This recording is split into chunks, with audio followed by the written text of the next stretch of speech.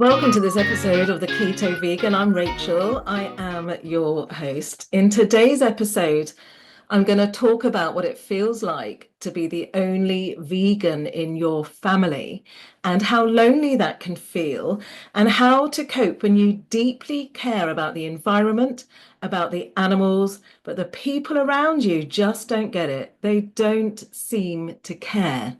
If you are somebody who is in that situation, then I feel for you, I hear you. When my daughter, my middle child, was about 6, 7 years old, before I was vegan, there was this hog roast at the church we went to, and she saw this pig on a spit and she was heartbroken. We lived really close to where this was happening, and she was crying, she was sobbing, she had to go home. And so I adapted our food for her. I think she was vegetarian at that point. She didn't become vegan until much later in life. But we adapted, and I would cook different meals for her and the rest of us. This was many, many years ago. She's now 28. Yeah, she'll be 29 in June. When I became vegan, I was living on my own. It was really simple. I didn't have to comply with anything. I didn't have to persuade people. I was an adult. I became vegan about 6 or 7 years ago, and it was simple for me. But when I do go to my mother's for dinner, there have been comments like, "Oh, Rachel, I have to eat your food when I go to your house. Why can't you eat my food when you come to my house?" Which is basically roast lamb or beef or pork. It's always meat, always meat. And I've given up actually trying to argue or trying to explain that I don't want a murdered animal's flesh on my plate just because they think it tastes nice. I mean, that's quite a strong way of saying things, isn't it? I try not to say it like that anymore. And when I've had people over for dinner and they say about my synthetic meat, and if you've seen a previous episode, you know about that. And basically, I say I prefer love on my plate rather than fear, sorrow, and terror and sadness. And so I want my dinner, my plate, and what I eat to go in my body to be made with love, to have no fear in it. And it's not just about the not understanding. I think there are so many people these days that just feel indifferent. Their indifference about it is astonishing, isn't it? I mean, I've heard somewhere before that the opposite of love is hate, but I don't think it is. Hate is still full of passion and is quite close to love. I think the opposite to love is indifference. You can't get more detached from something or somebody than indifference towards them. It's a complete detachment, isn't it? I did a card reading the other day, and this really stood out to me. And I'm going to read it so I don't get it wrong. It's natural to grieve and despair when you recognize the consequences of our collective indifference and your own. It can be overwhelming, but you can't drown in grief. You're not useful if you do. Dive deeper beneath the pain and hopelessness. Take responsibility for yourself and your actions and do the work that's needed now. Do your small but important part in cleaning the world's water physically and metaphysically, and that will clean your heart as well. And I read that and I thought I really wanted to share that with you. This collective indifference that we've had as a species, the human race, is the only reason our planet is suffering. But we cannot stay in grief and sorrow and guilt for what we have done. When we awaken to this, we can feel all of that, can't we? I know that I look back at my keto diet, which is one of the worst diets for animal suffering. Meat and dairy, that's all it is.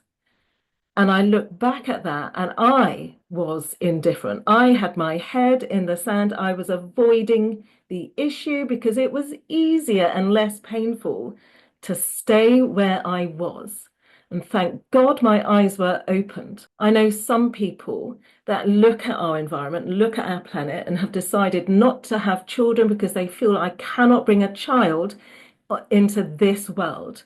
And that sounds like emotional overwhelm and a place of despair. But we mustn't stay there. We mustn't be like that. We must have hope.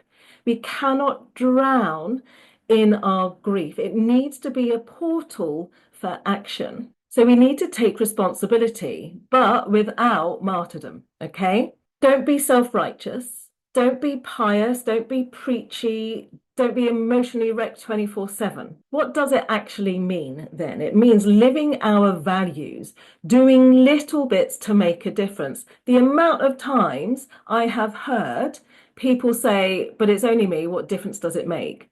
But I've also heard people say, I must do what I can.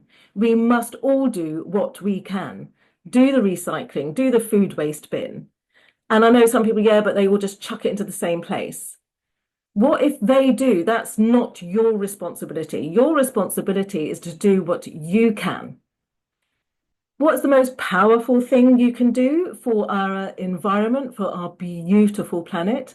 The most powerful thing you can do, if you haven't done it already, is to stop eating any animal products. Stop wearing animal products. Stop going to the races where they slaughter horses because of the Grand National. I can't, and the races up at, I live in near Chichester, up at Goodwood and stuff like that. Don't use animals for your pleasure, for entertainment, for food, for clothing.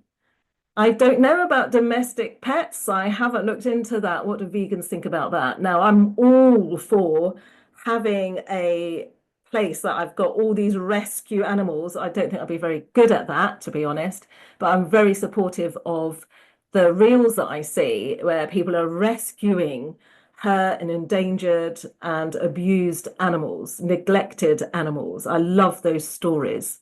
It means living your values, even if nobody else does. It means cleansing and cleaning your metaphorical and your metaphysical water.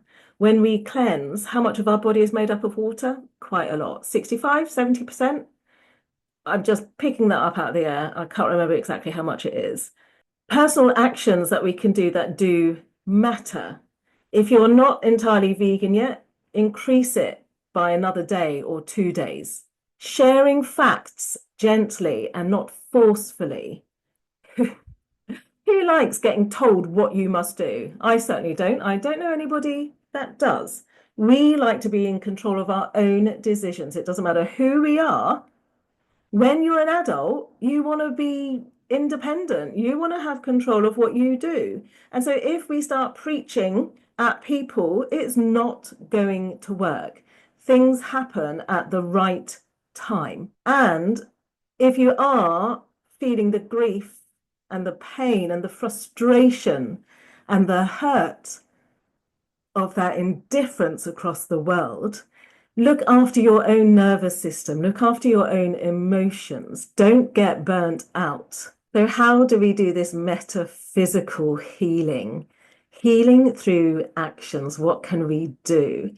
So, every kind act, every ethical choice, every compost bin, it matters. Every charity shop purchase matters. And doing these things, these ethical things, these loving things, these kind things, cleanses your heart. And you're no longer outsourcing your conscience. You are taking responsibility for your actions. And remember, you are not useful if you're drowning in grief. Dive deeper, do the work, clean the water inside and out. And so finally, Those of you who are the only vegan in your family, I feel for you. You probably feel completely unseen. You probably feel frustrated. You probably want to shake them, shout at them. That's not going to have much effect other than just annoy them and frustrate them, I'd imagine. Keep true to your beliefs. Keep true to what you are doing. We attract our vibrational energy.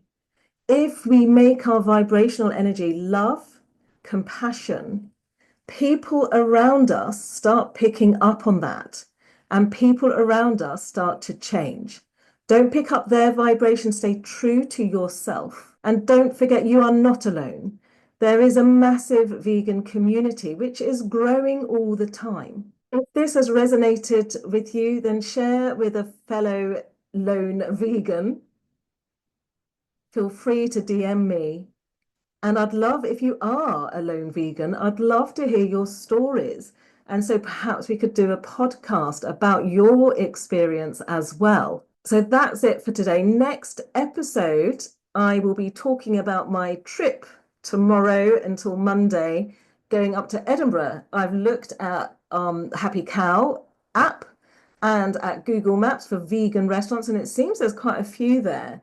So next episode will be about my Edinburgh experience. I'm going up for an Abraham Hicks workshop. If you don't know anything about Abraham Hicks, look that up.